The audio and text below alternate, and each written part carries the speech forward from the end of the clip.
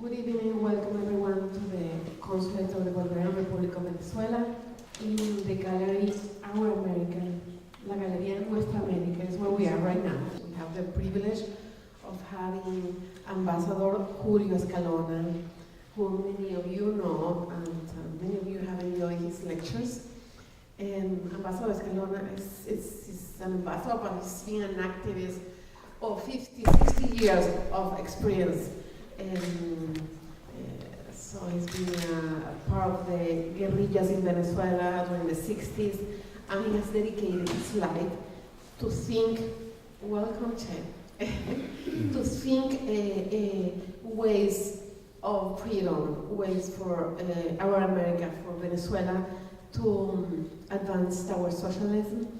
And Venezuela is honored to have him. He's great. He's a great political thinker. He's also an economist, and he wants to share a thought with us. After that, somebody else is going to also give us a minute. Embajador Escalona, por favor.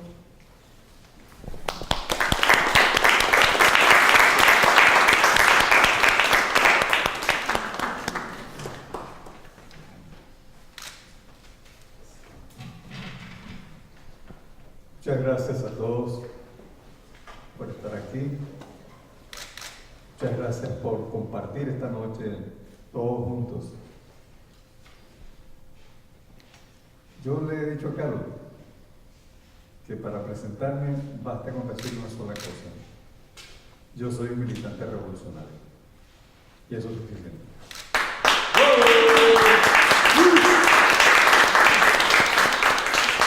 Thank you very much for being here. Thank you very much for spending this time and sharing with us. I said something to Carol. It was basically, in my introduction, my presentation, it is enough just to say that I'm a revolutionary militant. Porque cuando uno es militante revolucionario, de verdad, uno anda desnudo por la vida. Solo con la fe. Y no hace falta más nada. Todo lo demás es la ropa que uno se quita. Y queda desnudo ante el pueblo, ante Dios y ante la humanidad. I say revolutionary militant in a way that's very truthful, because in this life, it is the faith that drives us on. And there's nothing else that we're lacking other than the need for this faith, because our clothes could be removed, we can be denuded in front of the people, in front of God, and in front of humanity. Yo solo vine aquí esta noche a escuchar a Arnold, pero Carlos siempre me pone a conversar. Yo voy a tener que venir al consulado con un discurso en el bolsillo.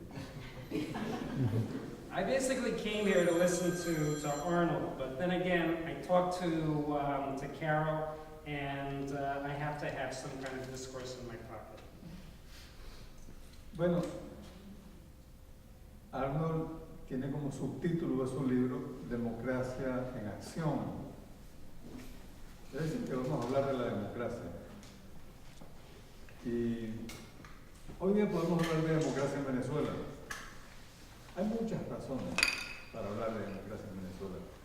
Voy a hablar de una sola, que yo creo que es suficiente. Los venezolanos hoy día podemos andar con la frente en alto, orgullosos de ser venezolanos, de ser latinoamericanos, de ser del mundo y también de ser blancos, morenos, mestizos, indios, todas las etnias reunidas con la frente en alto, mirando hacia el futuro. Eso es la democracia. We have, as the subtitle of the book, Democracy in Action. Let us talk about democracy. Democracy in Venezuela. There's many reasons to talk about the democracy in Venezuela, but there's one basic reason, and that is the fact that Venezuelans are now able to keep their forehead up, to be upright, and to be very proud, not only to be Venezuelan, but to be Latin American, to be citizens of this world, and to be white, to be black, to be mestizo, to be indigenous.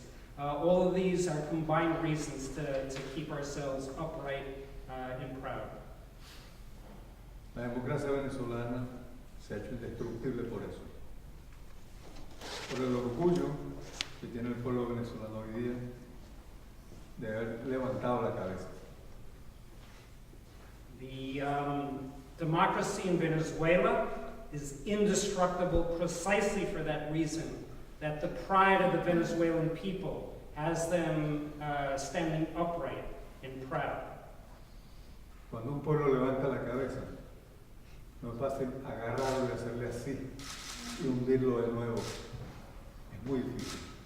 Yo tengo confianza en que el pueblo venezolano no se va a dejar tomar por los hombros y hundirlo de nuevo en la miseria y en la pobreza. And when a people stands up and has their head high, it's very difficult to grab them in such a manner, to hold them, to keep them down. And the people of Venezuela have the experience of having their heads high, and it's very difficult to once again have them drown in the misery of before.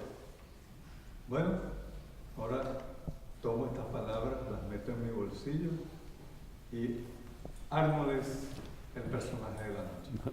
Gracias.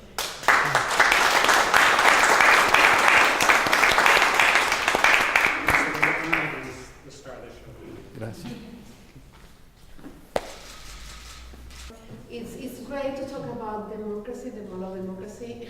Just yesterday we had to witness a new shame of being at the UN, where the General Assembly voted against the blockade to Cuba, and 188 countries are saying, okay, this is nonsense, this is cruel, this is ineffective, this is wrong policy. And 188, the most democratic body of the United Nations, say so, and just two countries or one country basically define what justice is all about, what democracy is all about. So Arnold August talked to us about it.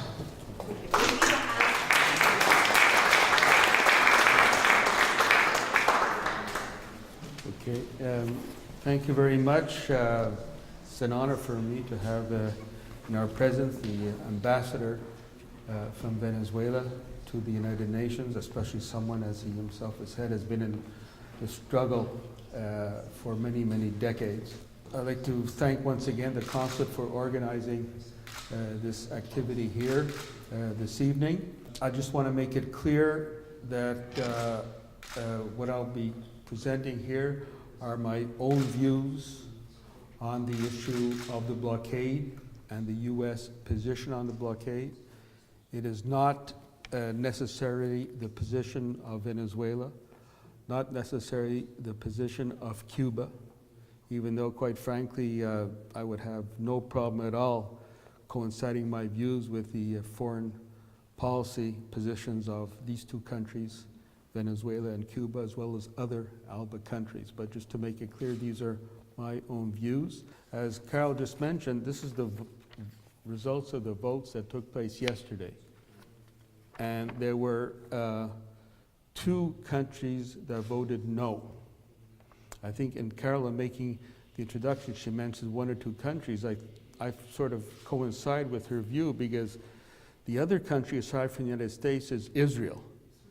So it's really one country, because my personal view is that Israel is nothing other than an instrument of the United States in the Middle East. Some people say it's the pistol of the United States in the Middle East.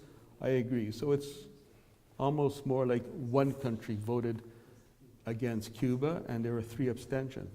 The Cuban position on the blockade, the Cubans have issued over a 100-page document in July 2013 on the blockade, providing detailed information of how the blockade affects the Cuban people economically, in terms of health, and in many other factors. And in fact, they also point out that the Cuban blockade the American blockade against Cuba over the last few years during the Obama administration has actually increased. They've tightened the screws against Cuba, especially with regards to other countries, third countries who want to trade with Cuba. And I'd like to point out in the Bruno Rodriguez yesterday, when he presented his position, why the countries in the General Assembly should vote with Cuba to lift the blockade, he also mentioned that it is important that despite all the hostility and despite the expected vote that the United States would once again vote against lifting the blockade, that Cuba, being very patient as well as revolutionary and true to its principles, are still in favor of having discussion with the United States with the goal to normalize relations with the United States. I think that is very important to take into account. Now, the person that represents the United States, Mr. Godard, in his speech, why he said that they will vote, the United States will vote against the Cuban resolution, did not take into account at all what the Cubans wrote in that 100-page document way back in July 2013, did not take into account at all what the Cuban Foreign Minister Bruno Rodriguez said in the United Nations to back up their request that all the nations vote against the continuation of the blockade, completely ignored that whole thing. And I would like to, it shows the arrogance of the United States. In my book, and I have a chapter called Democracy in the United States.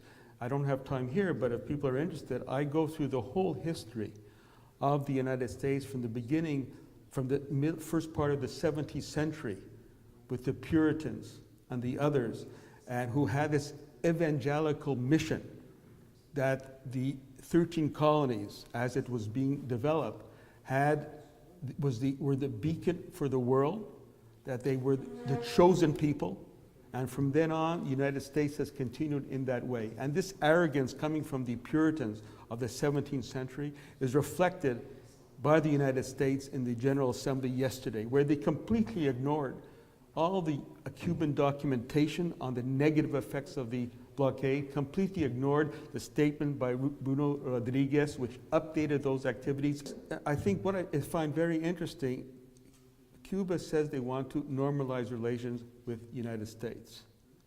And the United States never talks about that. Now, what is interesting to keep in mind, I think, is what did Martin Luther King say about normalizing relation with Cuba? It's not very well known. I'm surprised that no one else, to my knowledge, has raised this. But in dealing with democracy in the United States, I was forced to read everything that Obama wrote from 2004, whatever he wrote and said from 2004 until my book was published in 2013, as well as other important personalities in American history, especially those to which Obama made reference to. And so I also read everything that Martin Luther King wrote. And it's very interesting what Martin Luther King wrote in the early 1960s with regards to normalization of relationship between the United States and Cuba. And I'm quoting here from my book, page 38. All right, what did Martin Luther King Jr. have to say about the normalization of relations between the two neighbors? In his posthumously released essay entitled A Testament of Hope, the Reverend offered an almost uncanny glimpse into the future. Why? Because in the 1960s, the relations between the two countries, United States and Cuba, were still, of course, very bad. But he did not know that several decades later, the first, so-called African American will be elected to the White House. So here I'm quoting from Martin Luther King from the early 1960s, when he said an almost uncanny glimpse into the future. He wrote, "However, we simply cannot have peace in the world without mutual respect. I honestly feel that a man without racial blinders or even better, a man with personal experience of racial discrimination, which one could say is Obama, would be in a much better position to make policy decisions and to conduct negotiations with the underprivileged and emerging nations of the world, or even with Castro for that matter, than would an Eisenhower or a Dulles. So I would ask Obama, you only have a couple years left in your mandate. Are you going to follow what Martin Luther King said, that someone with your experience should negotiate with the Cuban government in order to normalize relations? Or will you keep on the same path as the United States has followed since 1959? Have any of you heard that quote from Martin Luther King before? It's quite uncanny how he wrote that in the 1960s. And I don't know if when Obama read Martin Luther King's writings, if he sort of glimpsed, sort of sidestepped that particular point in order to manipulate it and to carry on his own policy. Now, Godard, in his statement, he points out, he says, and I read, it's the same statement as he gave last year. It's almost word for word. They save a lot of time. They just change the dates or whatever. He said, the first thing that he says, the United States, this is the reasons, the explanation that the United States gives for voting in favor of continuing the blockade against Cuba. He says, Mr. Godard says, the United States, first and strongly supports the Cuban people's desire to freely determine their own future. Just a second. Freely determine their own future? What happened in 1898? From 1868 to 1898, the Cuban people led independence wars against Spain. And they were actually won that war in 1898, and they were about to liberate Cuba from Spanish domination and also to open up a new type of society based on the thinking of José Martí. In my book, I only have one photograph. It's a photograph of the New York Journal, 1898. I'll show it to you in a second. Because in 1898, as Cuba was about to win their independence war against Spain, for some strange reason, a warship found its way, American warship found its way in the harbor of Havana. And for whatever reason, some strange reason, the warship blew up in Havana harbor, and over 300 sailors, not officers, American sailors were killed. And then the United States, with the so-called freedom of press in the United States, had this on the New York Journal. That what happened, but they say, destruction of the warship Maine was the work of the enemy. The enemy was who? Spain. And the United States newspapers and the government worked out the slogan, remember the Maine, blame it on Spain. That's why I chose this one photograph. It goes a long way to show what freedom of the press is in the United States, because this is also one of the main arguments that Godard uses in his explanation why they are against lifting of the blockade. And of course, the United States used that pretext to intervene in Cuba and stop the people from determining their own destiny. And then what happened in 1959? In 1959, despite all the difficulties, the Cubans came back under leadership of Fidel Castro, Raúl Castro, Che Guevara, and won their victory in 1959. In other words, finally freely determining their own destiny. What was the reaction of the United States? Did it allow Cubans to carry on with that move as expressed in the 1959 revolution? No. They tried once again to destroy that revolution in 1959. This is how one of the first things that the United States did after 1959 was to organize the blockade with the very specific purpose of destroying the revolution. I'm reading from a US document in 1960 with regards to the Cuban Revolution after 1959.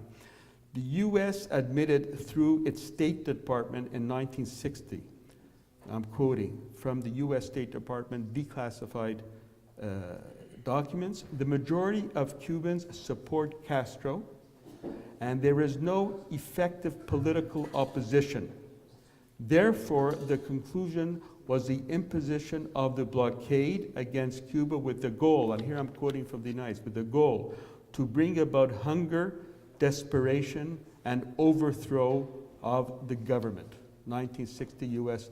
document. So this is, you know, one could ask Godard in the United States when he talks arrogantly about they're in favor of the desire to freely, of the Cuban people to freely determine their own future. Every time the Cubans make a move to determine their own future, the United States is there to try and block it. I read the document very carefully by Mr. Godard yesterday, what he was presented yesterday, and the entire document only deals, aside from one small exception, only deals with the internal affairs of Cuba.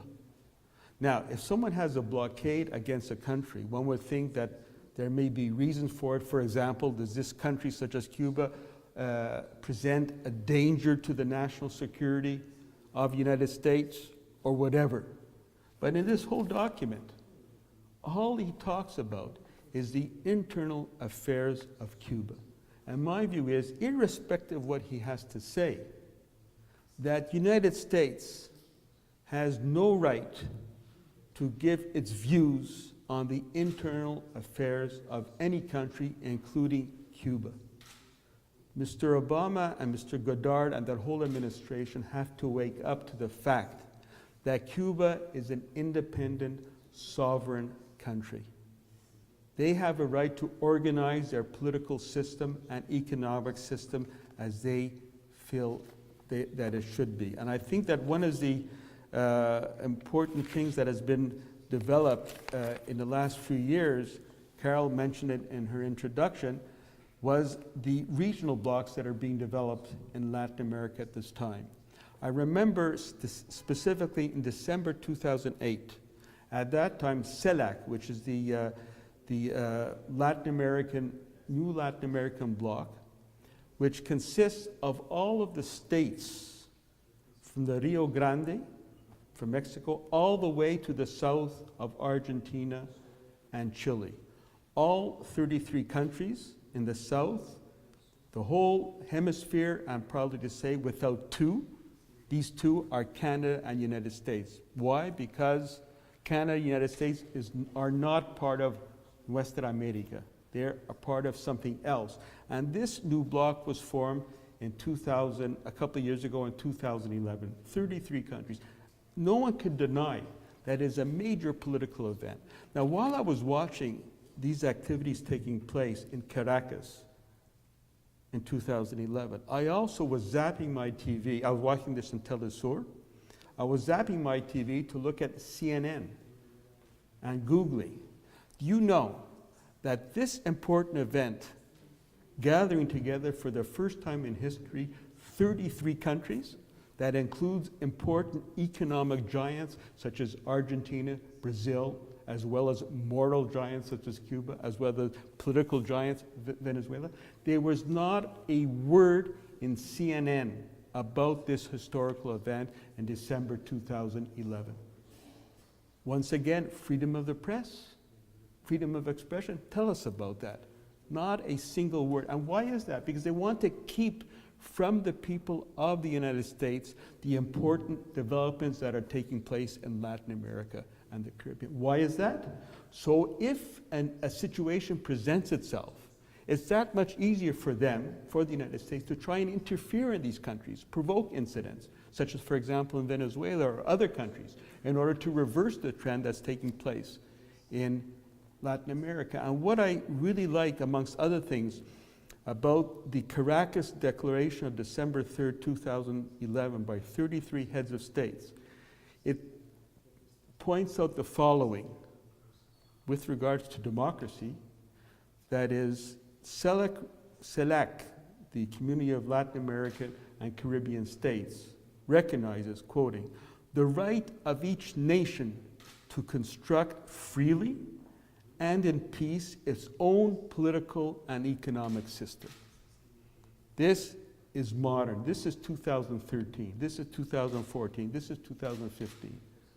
A basic international principle that every nation has a right to build its own system based on its own models or whatever.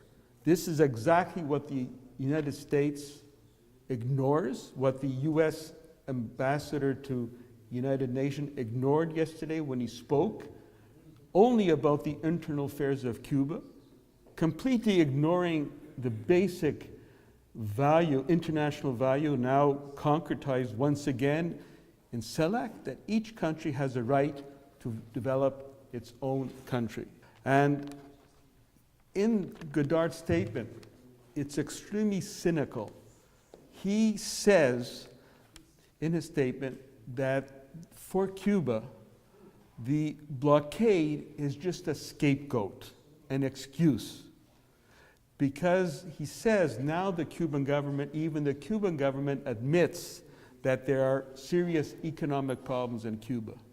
Well, I have two things to say about that. It is true that the Cuban government is bringing about major changes to the economic system in Cuba, improving socialism. Even if it was the case that it was just a scapegoat, an excuse, as they always say, for Cuba to whip up, nationalist sentiment against the US, then why don't they test it? Why don't they lift the blockade and take away this excuse from Cuba, so-called excuse from Cuba, and see what will happen in Cuba if the blockade was lifted? But they will never do that because they know very well it is not just an excuse. It is not a scapegoat. That the Cuban Revolution since 1959, it's sort of like a laboratory. It's in constant motion. Every time there was a problem, they found ways to try to improve their situation based on their own experience. And I think that this is one of the reasons that Venezuela and Cuba have very special relationship, or we can say Fidel Castro and Chávez, before he passed away, had a special relation. They had different experiences. There were two different types of revolution. In Cuba, it was an armed revolution in the 1950s. In Venezuela, Hugo Chávez had the genius to think about getting elected through the bourgeois political system in order to oppose the two-party system. Yet, because Cuba has that history of being a laboratory, of being what I call in my book, a country that is able to innovate, constantly changing, constantly finding new solutions, they're able to appreciate other experiences and have this common alliance against US domination and the US view of what democracy should look like.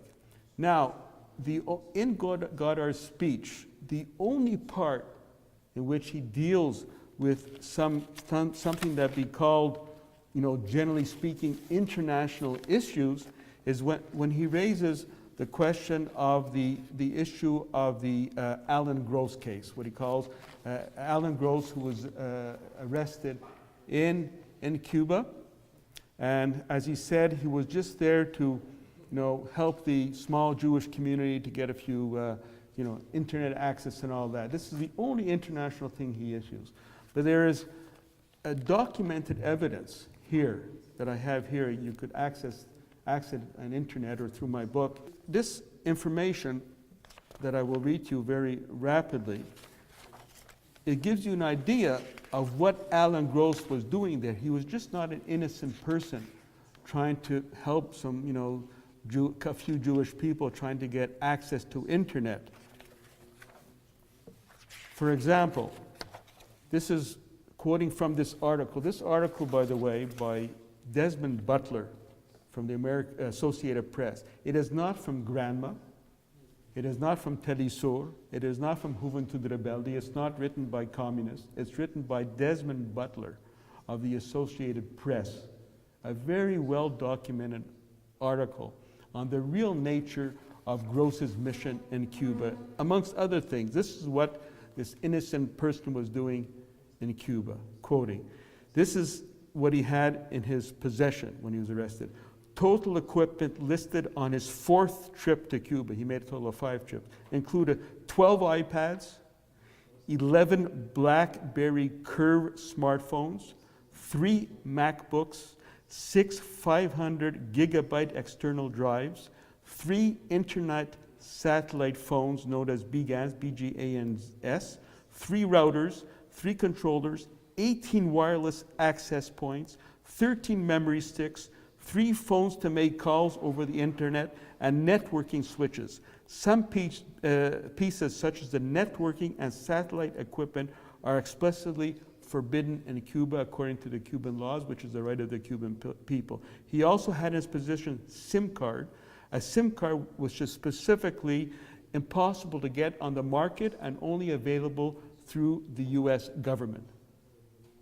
So the only international thing that they mention is Alan Gross, and the facts show that very far from being an innocent person, he was actually carrying out subversive activities to help US infiltration. And I personally, as a Canadian, if I was a Cuban, I definitely would agree with as happened to him, having that person tried and convicted for 15 years.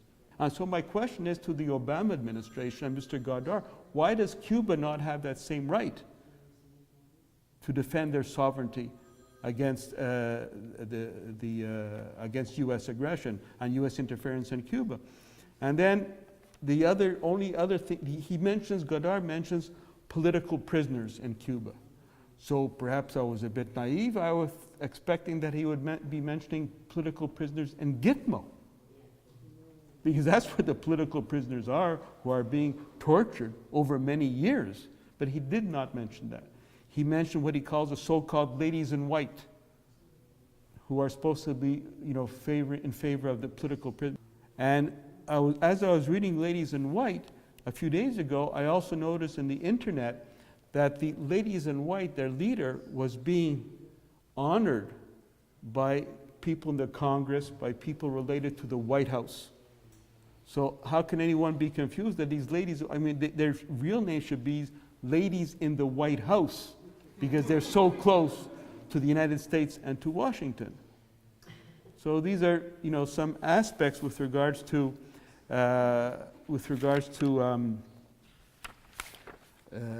the report by the U.S. ambassador to the United Nations. I don't think anyone should fall for these type of statements or this disinformation coming from the United States. So on that note, I'd like to end this part. Thank you. Mm-hmm. You're talking about misinformation and disinformation. Yes. How are we to gain the truth? How do you suppose that we go out and know the truth, that the media can't be trusted?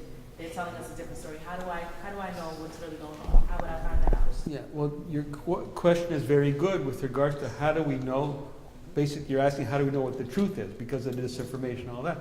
Well, I think it's not the answer to that is not easy. But I have to say, personally, it's important that people look to alternatives to the mass media. My book is just one of many books. Other authors have written books about Venezuela, about Cuba, about Latin America, that new Latin America movement that CNN does not recognize, does not want to acknowledge that this Latin America, Caribbean is changing. You have to go into the alternative media to encourage authors such as myself and others who have written these things, writing these things about Venezuela, Cuba, Latin America, to get the truth out. Inviting people, to your classes, as I did to your class, and spreading the word. I think the number of people in the alternative media must be quite extensive, because I have a Twitter account and I Google quite a bit. And the number of, just the United States, the number of journalists who have an axe to grind against the mainstream media in the United States is very, very extensive. I'm not an expert in it. I don't know if you have more, but there are so many people who, you know, I guess they got shafted by the New York Times or other newspapers, or they decided they won't go along with it, and have started to write for alternative media. And I think that one of the greatest contributions in terms of alternative media is Telesur, which is based in Caracas, but in collaboration with other countries in Latin America. It is really good. I don't know, I have I can get it in Canada. Telesur is available in the United States. No? Not even? No? On the computer. Well, here's you can get it, live stream on internet, Telesur. Of course, it's in Spanish. You'd have to learn Spanish, but that's a good activity to do. I don't think there's any other alternative other than building up alternative media, written, internet, or whatever. But one thing for sure is, as you say, one cannot trust the media. And I think the media in the United States, the most vicious is not Fox News or the right wing. I think the most vicious is the so-called liberals, like CNN. They really, I love watching CNN. I'm addicted to it because you really see the real nature of the hypocrisy of U.S. media. They're all liberals. They sort of beat their breast that there's, support this and they support that. But these are the ones who create illusions about the U.S. system, that create illusions about the media in the United States. That there's sort of different types of media, different, for or against or whatever. So, quite frankly, you're in a very difficult position. And Canada's the same thing. That's why I write in my book, and some Americans don't like it, I'm afraid of the Americanization of the world through the media. Like, I'm living in Canada. It's really hard to get a point of view that does not coincide with the American point of view. Aside from the direct channels that are funneled into Canada, the basic media in Canada follows the overall policy of the United States in terms of international relations and all that. So my answer to your question is, I know you guys are young, take up that mission of learning and then writing, or having your own website or your own TV program or whatever that offers an alternative to the mass media. I don't think there's any other alternative. It's a big task ahead of us, but that's the way life is. I mean, I show you this picture of 1898, the New York Journal. Remember the Maine, blame it on Spain. The same thing happens all the time. The Americans use the same pretext, whether it's intervene in Libya, intervene in Syria. In our time and during the years of Vietnam, it's more our period. They use the same thing, the Gulf of Tonkin, to intervene in Vietnam. This goes on continuously, and the media are not just reporting on things, they are active instruments in the hands of the oligarchy, just as in 1898, to facilitate U.S. interference, to facilitate U.S. domination of the world. So I guess it's a pessimistic, response, but I'd rather, you know me already. It's the second time you heard me speak. I'm a frank person, and that's the way it is. We have to deal with the situation, but I think it's a noble cause, a very noble cause.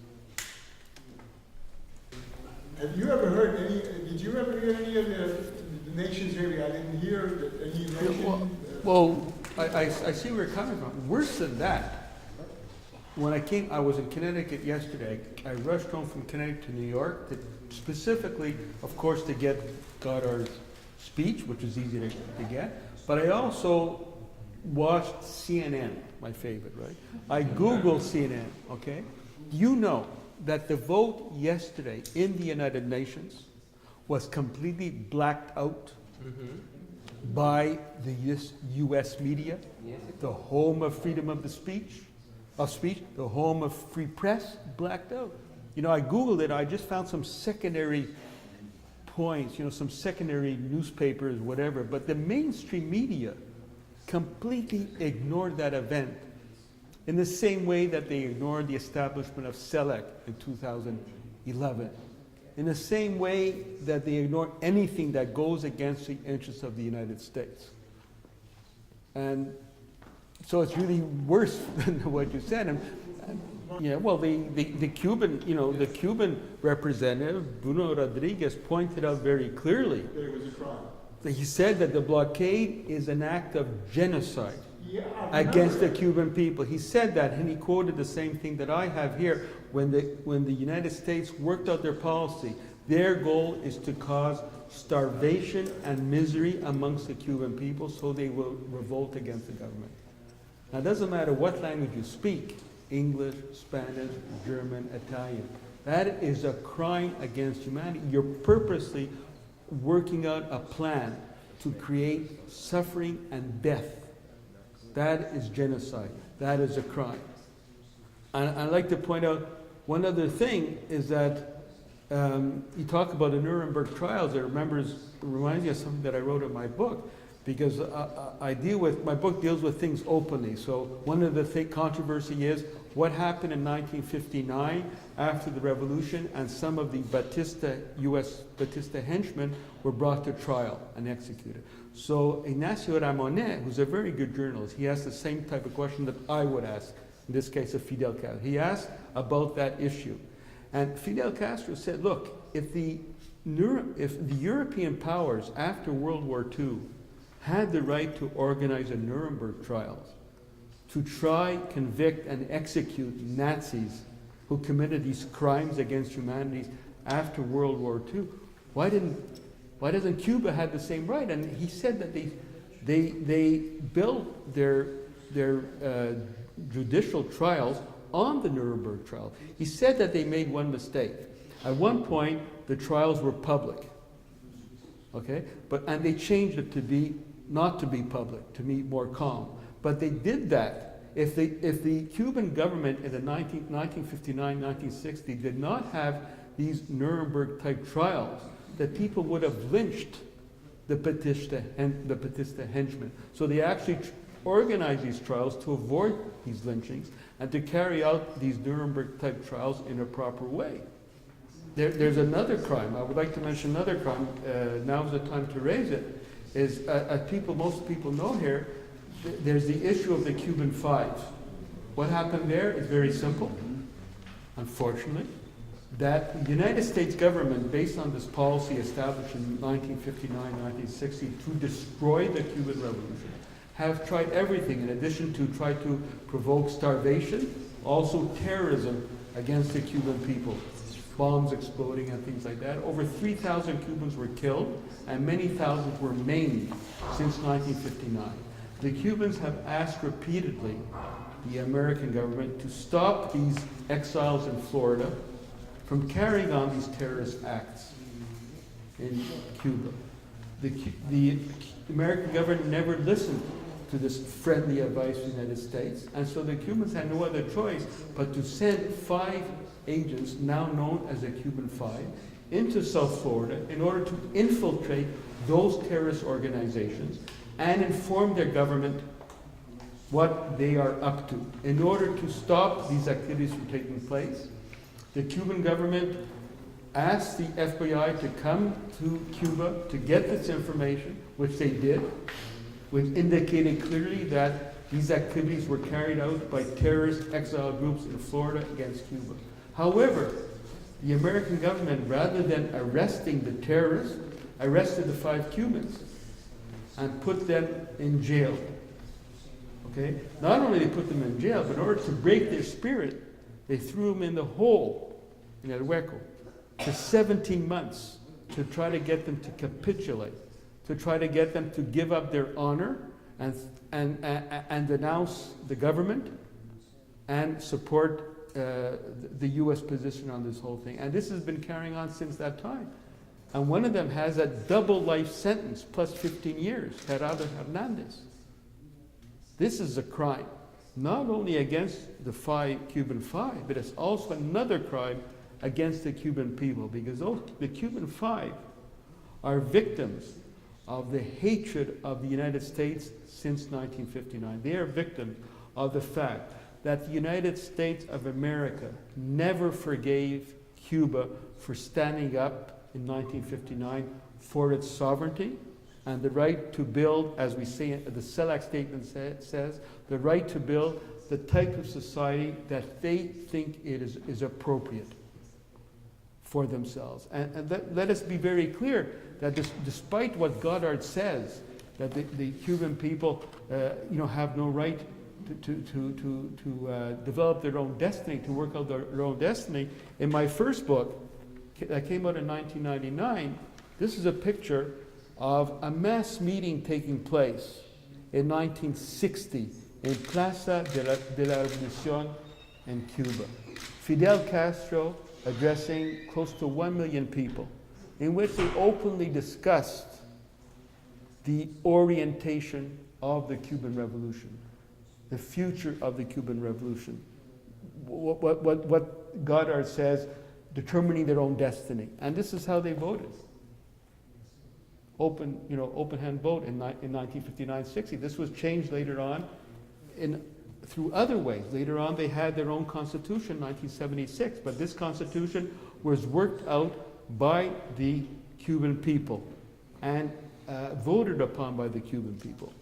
So the Cuban people had been working out their own destiny all this time, but the United States has been trying everything in its power to stop the Cuban people from advancing according to their own program. And now that Venezuela and Latin America has come onto the scene, Latin America, thanks to Cuba first, and now thanks to Hugo Chavez and the Bolivarian Revolution, and then Bolivia, Ecuador, Uruguay, and other countries. Latin America and Caribbean, Mr. Obama, I have to remind you, is no longer the backyard of U.S. imperialism. Latin America has stood up. You might as well face that fact. If you want to go down in history as someone who has gone against history by not recognizing that there is a new Latin America, then you got a major problem. Now, Mr. Obama, if you want to act, you have to act now. On the issue of the blockade, it's never too late. On the issue of the Cuban Five, with regards to Alan Gross, Mr. Goddard is crying about this poor Mr. Gross who was in prison in Cuba. Well, how about looking into a humanitarian solution with regards to the Cuban Five, with regards to Alan Gross, with regards to the blockade against Cuba? Another thing was on the SIM cards. Yeah. They had SIM cards that only the CIA and the NSA, people like that had. Those SIM cards were only, they were undetectable. Yeah, well, that's what Alan Gross had in his position. Yeah, they were exactly. specifically Undetectable cards. given by the American government. Yeah. That for a 400-mile radius, Exactly. you could use that phone and nobody knows where it's coming from. Exactly. So that's not something that a civilian or anybody else would need except a real spy. Can you explain, especially to the young people here, how is the process of electing candidates in Cuba? And Okay. up to what office that process applies? So my short answer to your question is, when I explained things rapidly in Ottawa at the book launch, one person stood up, well, can you just give me sort of a Cuban Democracy 101? Very short. Well, I said, Cuban Democracy 101 is my book. What can I tell you? It took a lot of work. And Venezuela is completely different. Venezuela, Chávez has worked out some great innovations with regards to participatory democracy. We don't have time to go into it, and people here know more about it than I do, even though I do touch about it in my book. And so this region is going through a whole series of experiments in participatory democracy. Like here in the United States, you had the Wall Street movement, right? And people in Wall Street movement were saying, when they were meeting amongst themselves and saying this is how things should be decided in the United States, they were saying this is what democracy looks like. Well, it's true, they said that, but in Cuba, back a long time ago, this is exactly what Cubans were saying in 1959, 1960. These are, in the quotes that I have from the people there, comparing this to the situation that existed before 1959, when you had the U.S. imposed multi-party system, they were saying, well, this is what democracy looks like. And they refused to have elections right after that in 1959, 1960. They wanted to carry on with the social program of the Cuban Revolution. Health, education, nationalizing foreign companies, starting to chip away at the privileges of the 1% that existed in Cuba at the time, and instead funnel these funds into the needs of the Cuban people. And this is what happened in 1998 after Hugo Chávez was elected. Aside from the new constitution, which he led the people in developing, he started to chip away at the privileges of the petroleum industry, of the oil industry, and the first time in the Cuban, in Venezuelan history, the funds from that were used to develop the social and economic programs in Venezuela. And things have been developing ever since then. So there's a whole series of different experiences in terms of elections, in terms of democracy in Latin America. And that's one of the reasons they completely black out, completely ignore the new experiences that are taking place in Latin America and Caribbean. I'm not saying all these experiences are perfect, whether it's Cuba, Venezuela, Bolivia, Ecuador, or anywhere else. No system is perfect, but it's their system. It's their system. That is what is important. And when there are problems, they're the ones who decide how to try to improve these problems. It's not Washington is going to tell, Cuba or Venezuela how to deal with these problems. It's they're no longer the backyard of the United States. Yes. Well, there's a lot of contradictions and hypocrisy. A lot of contradictions and hypocrisy when it comes to contradictions and hypocrisy when it comes to U.S. The overall general behavior of the United States. I look at the fact that Britain is not a democracy. The United States is not a democracy. And for some people, they take it as an offense when you make note of these things. But you say, well, you still have a monarchy in Britain, and here you have an electoral college. So their systems keep on trumping the people's vote. Right. And in so doing, you're leaving the people out of the decision making. Now, we have a situation going on now at City College where we had the Morales Shakur Center. It's a progressive little room that we had on the campus. Now the administrator... Which campus is that? City College. Okay. It's on the hill, going up. Now they have closed that room down because it was named after Guillermo Morales, who is exiled in Cuba now, and Assata Shakur. She's also exiled in Cuba. Right. And so what you find now is that we, the students, are coming together, we're planning actions, but one of the things that I stress to them is, listen, we are the masters of our destiny. We are not going to ask them to return stuff we're going to leave those in that room. We need the room reopened. Now, what is happening? And we realize that they are going into this militarization atmosphere now, where one of the members of the former administration, Panetta, the military guy, he's now there at City College. Yeah. And some of the students had organized to protest against his presence there.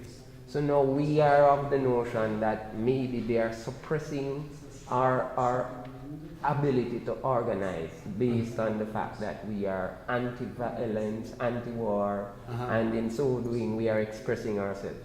So we are actually experiencing the American repression. American repression. Yeah. And so these are some of the things that we would want people to snap out of the denial. There's no freedom here. There's no liberty here.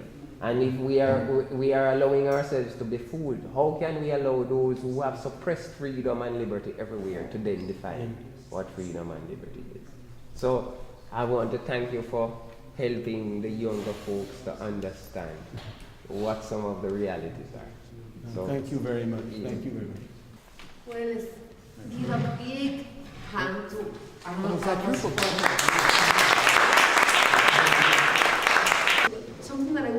too closely to this, is that we're in a permanent stage of war. The countries of Latin America, the countries that are there to live freely, and that stand up against the determinations of capitalism and empire, have to be certain that are going to live in a permanent state of war. Venezuela is like, since I know that President Chávez got to power, and Ambassador Escalona was saying recently that there's been no peace in Venezuela, no peace, because this is a permanent interventionist, there's permanent sabotage, there is electric war, there is economic war, there is all kind of things happen that you say, well, this is a normal country. We don't live in, we don't have a sense of normality, because it's a permanent state of war. And many Americans don't understand that. And when you see in the papers, you never see that in the last 2 years, the Bolivarian government built 460,000 housing units for the popular sector in Venezuela. You don't hear that in the news. You don't hear that we have less unemployed people in Venezuela. That in Venezuela not only has absorbed the new population, all the growth of the population, but there is an unemployment of 6%. You don't hear that there is no hunger in Venezuela, that 96% of Venezuelans eat 3 times a day. And how can you explain that in Venezuela per capita, before Chávez, people would eat something like 10 or 12 kilograms of meat a year, and now they are eating 24 kilograms of meat a year. So that has to do with the standard of living. However, we should not underestimate the importance of ideological war, because that's where the war plays. So for us, your solidarity, you keep backing us up, because sometimes I sense that many Americans tend to doubt, they're progressive, but they tend to believe like the New York Times, because there is this problem of this such problem with Cuba. There's always an excuse. So, processes that are beautiful, where people are empowered, where people are in communal councils, empowering themselves, solving their own problems. Because one thing that I have to say is that popular power has built 20% of these housing units. It's like people of the community. They be empowered, and that power is unleashing in Venezuela, it's unleashing in Cuba, in Ecuador, and many other countries. So please keep backing us up, and let's keep on the struggle to make impossible things possible. Thank you.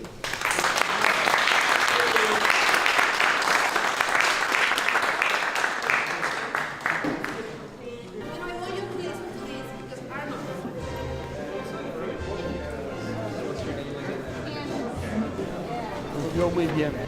So don't miss the opportunity of reading Arnold. We know all what he's all about now, and he's wonderful. So looking forward to read his book. Okay. But at the 20s, I like Arnold to give you this fantastic strategic thinking that President Hugo Chávez has legated to us.